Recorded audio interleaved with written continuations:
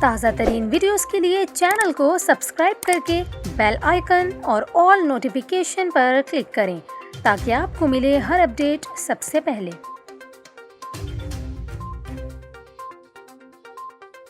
اور ابھی آپ کو اپڈیٹ کریں، پاکستان کے مختلف شہروں میں انٹرنیٹ سروس میں کچھ دیر کے لیے تعطل آیا ہے، جس کی وجہ سے صارفین کی جانب سے شکایات کی جا رہی ہیں۔ تاہم Pakistan Telecommunication Authority P T A کی جانب سے ملک میں انٹرنیٹ سروس بند کیے جانے سے متعلق افواہوں کی تردید کی گئی ہے۔ ایک بیان میں ترجمان پی ٹی اے نے کہا ہے کہ ملک میں انٹرنیٹ سروس بند نہیں کی جا رہی۔